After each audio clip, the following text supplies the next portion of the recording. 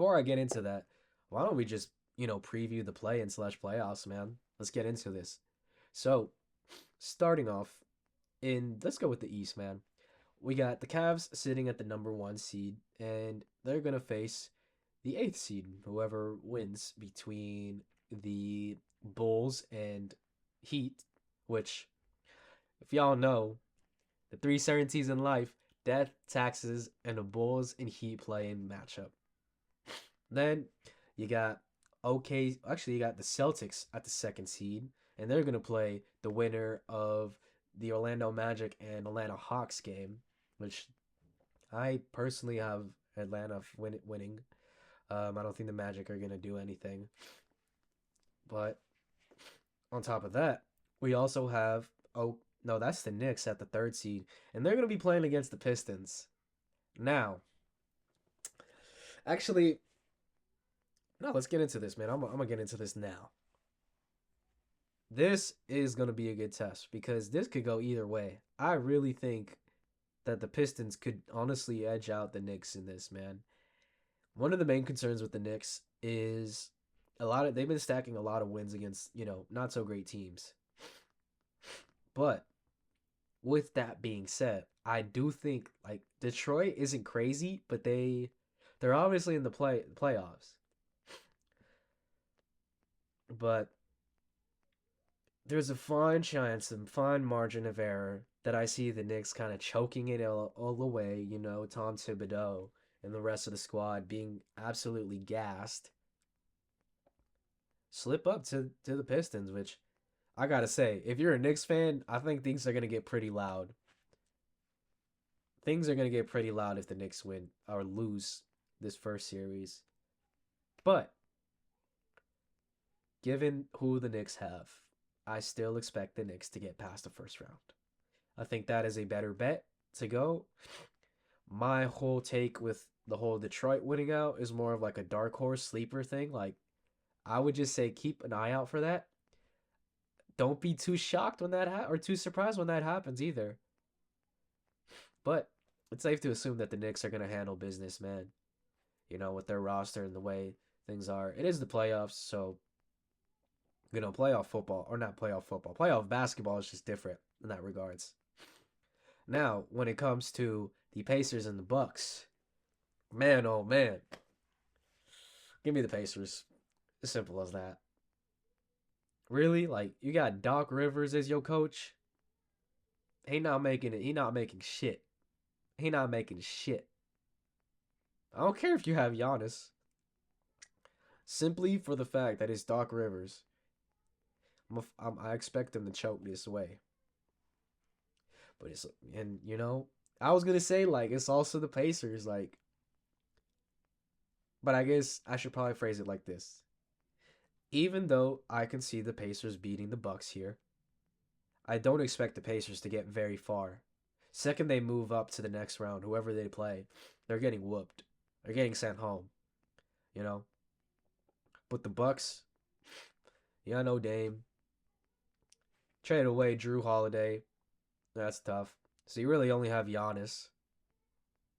Outside of that, that's also another interesting story, man, because as good as the Bucks have been doing, right? They have been turning things around and getting better, but I just don't think it's going to be enough for them to get out of the playoffs, man. And that's going to lead to another question because if they're a first round exit, be on the lookout for Giannis requesting a trade out. I just think about it this way. Giannis wants to win now.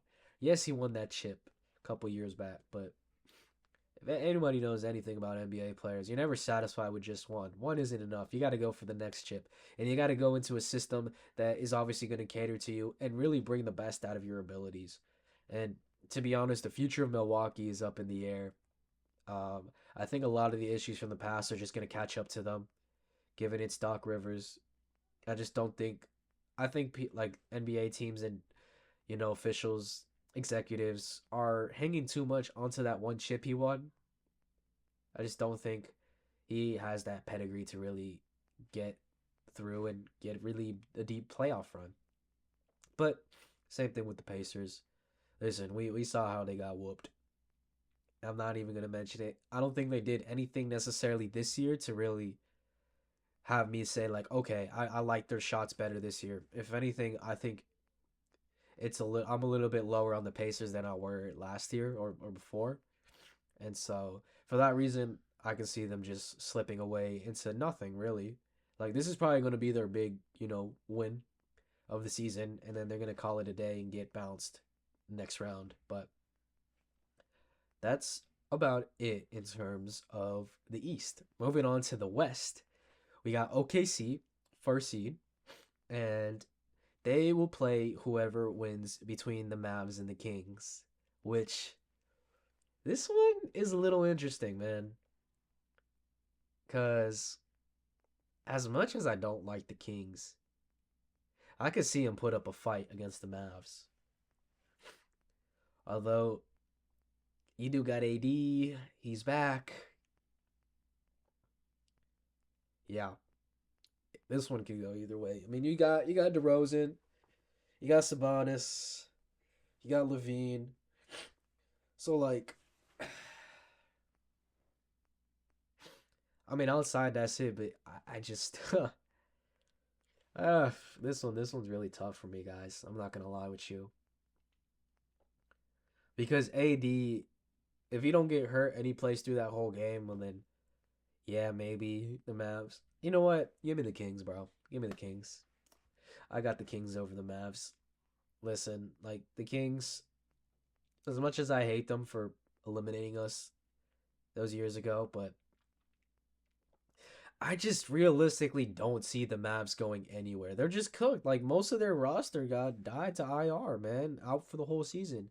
You have AD, you rushed him back, but that Lakers stint was really a bad look on their roster. So for that reason, and listen, I don't expect the Kings to do much either. They don't have a head coach, man, and they traded away their star in Aaron Fox. But it's just one of those things where I just think they have the better edge. Granted, not having a head coach, expect to see the Kings, get bounced in the first against OKC, or not against that, but you know what I mean. Oh, sorry, I'm tripping, y'all. We got to go back. First, going back to the East, Cleveland is going to win or play against the winner of whoever. I guess let's run that back. The winners of the Bulls and Heats matchup are going to play against the winners of the Magic and Hawks matchup, which I did say, at least for the Hawks and the Magic, I got the Hawks winning that one. So I believe it's got to be. Hmm.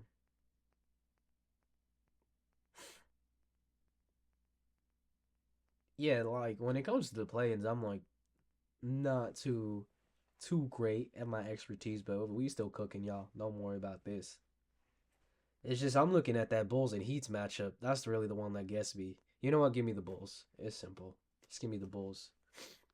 So that would mean that the Bulls would probably have to play the Magic, and then the winner of that would probably play the Cavs, which give me the Bulls again. And so I will have the Cavs matching up with the Bulls, as the Bulls will take the eighth seed, and then Atlanta would go and face the Celtics, which give me the Celtics all day, every day. Um, like Celtics are obviously the cemented favorites. At least though, as much as I hate them, I do see them, being the guys uh, to represent the East in the finals. Now going back to the West, I got the Kings winning, and so that means they would face the losers of my Golden State Warriors in Memphis, which, hey, y'all know who I got. Give me Steph, give me Jimmy Buckets, give me Draymond Green. We gonna win this matchup, man. So, which means we're gonna have to face the Rockets, and that matchup can go either way. Now, in terms of the matchup between the Kings and the Grizzlies, I could see the Grizzlies coming up top, which means they would have to face OKC, which honestly I can see OKC, you know, winning that series out. That's just my opinion, because I honestly really like that matchup between the Grizzlies and OKC. Um, Obviously they also had coaching changes, so that's kind of one of the craziest like storylines heading into this this season is like there's a couple of teams on here who are without their head coach or and got fired. Which interesting stat. All the head coaches in the league that are called Mike have all been fired this season.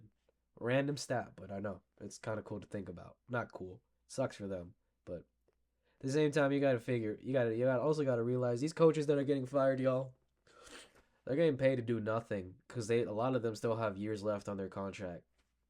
So they're going to be chilling in Cancun or in that retirement home collecting them paychecks. So, hey, I can't even hate. Like, get your bread for real. And so, leading on to that, let's go into the rest of the West. So, obviously, I mentioned OKC versus Memphis. I just think OKC is going to, they're more stable. You got Shy, got Chet, got Lou, and is it Lou or is it Duke Dennis? Which I think is you got Shy. Actually, let's run that back. You got Shy, Chet, and Duke Dennis, man. And Duke Dennis been doing crazy, bro. He been hot. And so for that reason, I'm gonna get OKC. Now, one of the things we did talk about last pod was potential fraud watch for a lot of these top teams. OKC did not have that great win against the Lakers. They've been slipping up. Same thing with the Cavs. They had a little stretch where they were slipping up. But given that, I still think that given these matchups that they're going to face, both of them should make it um past their matchups. And so another thing that we have to consider is actually no, that's really it, man. I mean, the only thing I would consider then was who are they matching up against, but honestly, that's gonna we don't really know at that point. So, we'll save that analysis for a later date. Now, into the West matchups. You got the Clippers and the Nuggets. And if there's anything I know after just playing against seeing that matchup against the Warriors, it's that the Nuggets they don't have their coach. Mike Malone, he got thrown out, bro. He lost the locker room. Now you got Jokic as the coach. So the thing is, can Coach Jokic handle the responsibilities of coach while also leading his team against a series against the Clippers, who James Harden is on a hot fucking streak right now. He's never missed the playoffs. You got a healthy Kawhi right now. Like that's genuinely scary, man. And honestly, I could see it going either way, but I might this might be a hot take, but I think I'm gonna choose the Clippers over the Nuggets because as much as Jokic is in his prime right now and playing the best basketball he's ever played, I just think that overall the Clippers are gonna just edge it out. And it's just because of that duo of, I'll take that duo of Kawhi Leonard and James Harden over Jamal Murray and Jokic. And I'm gonna be honest, Jokic is the one carrying that. But I think that'll be a good matchup. It'll at least go to five. It'll go to game five for sure. Like, if not, maybe a game six, game seven. But it is safe to assume at least a game five in that matchup. But low key, give me the Clippers. Give me the Clippers for that. Next, we got Lakers and Timberwolves. Honestly, you just gotta give me the Lakers, bro. Like it's not. It's like, and this is coming from a Dubs fan, y'all. Like I hate the Lakers on everything, man. Like they got LeBron, they're in LA. You know, wearing that okay looking colors, but listen, man, kind of what I was saying earlier, you got to get your hats off to JJ Redick, first year head coach, with the amount of roster turnover he's had. And now they seem to be putting everything together. You got LeBron playing fucking just as great as he's always been playing. You got Luka playing his best ball right now. And it seems like everybody's starting to, like, get things together. And if Rui Hachimura can stay healthy, I feel like, and AR-15 can do his thing, that's a really scary team. That is a really scary team. Now, I remember when we were first in talks of being in the sixth seed, a lot of Dubs fans were telling me like, low key, I don't want to go face the Lakers, and I can see why. Because in a series, it's different. In a series, in years past, granted, that was with an AD led team. It just hasn't been in our favor. And with the way Luka's playing right now, possibly it could be the same way. But you got to keep in mind we got Moses Moody, and so. But this is not the Warriors. This is the Timberwolves. So you have Ant that you're dealing with, and to be honest, even with an Ant team, I just still see the Lakers doing it. Like Rudy Gobert is not locking up anybody, man. They are going to be targeting his ass and being like, "Hey, bro, this free buckets, man. Let's get him. Let's get in, gang in on him." Like it's simple as that. Like even with the performance that Ant is having, I just don't see anybody else stepping up. I really like the Lakers core as a whole, and with the wizardry that JJ Redick got, it's just simple as that, bro. Like you got to give me the Lakers. Now, when it comes to the Rockets and whoever they play, which is gonna probably be my Dubs. We don't have the best track record against the Rockets. I think they own us right now in terms of their overall record. But I know for sure that's what the case with the Clippers. We were 0-4 against them this season. The Rockets, I'm not too sure about that, but they got a pretty nice squad. It's a really young core, obviously, but I mean, they've honestly had the edge over us. With that being said, I could see this series going all the way to a game 7. I really do.